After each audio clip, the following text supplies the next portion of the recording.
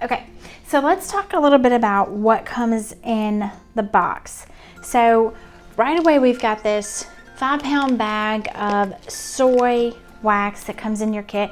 Now this is probably going to be a little different than what you get. I actually went through mine because I was making a ton of candles over the last few months, so I had to order some more, and I ordered a 3-pound bag. So your 5-pound bag is probably going to look a little different, but this is the kind of wax that you're going to get, this natural soy wax. So if it looks a little different, that's why. I had, you know, like I said, I went through mine so fast because I'm just cranking out these candles in here.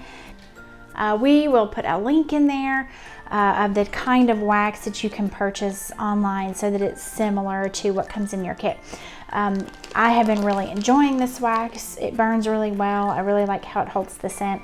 So again, it's just a great all-around wax, and I don't have to worry about it being toxic or anything. It burns really clean, and it works with a lot of scents and additives and stuff like that. Okay, you also get 50 wicks. Now again, I have been using mine quite a bit, so there's not quite 50 in here anymore, but you will get 50 of these cotton wicks. The wicks are a strip of material used to hold the flame for the candle. Our wicks are attached to a metal wick tab, which rests on the bottom here, and this is what you attach to your container. We're going to be using some hot glue to do that, but there are some other options. You can get those candle little sticker tabs that go on the bottom of these if you want to use those. But I have got my Chandler Tool hot glue gun, so I'm going to be using that. It works really well too. If you've got a hot glue gun, you can use that to attach your wicks. The metal wick tab is really important because you never want the flame of the wick to actually reach the bottom of your container, especially glass. Then you get the stainless steel heating pot. This is what you're going to use to melt the wax, and it's super handy. I have been loving this little guy. I have been just using the mess out of it. It's super handy for heating it up on the stove. You kind of do like a sort of double boiler situation with another pot, and I'm going to show you how to do that later. You also get this stainless steel spoon. This is what we're going to use to stir and mix the wax and add our scents and our colors and stuff like that. This is super handy tool. I use this a lot. So I'm so glad it comes in the kit.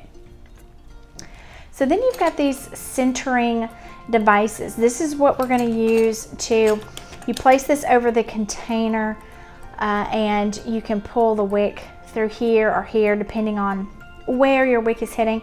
Typically use this center hole, and this little notch is so handy because you use it, you put the wick through the hole and then you sort of slide it over into that notch, and it holds that wick in place. So when you pour the hot wax into the container, it doesn't warp the wick and the wick doesn't get out of place, because if you don't have something to hold it in place, it will sort of bend and move all around in the container. You want something to hold it into place, and these are great for that. You get 2 in the kit.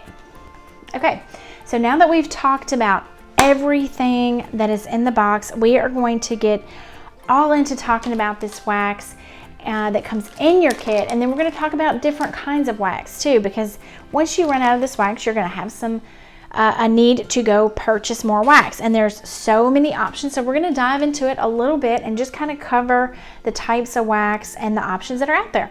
So let's move on to chapter 2. It's all about the wax.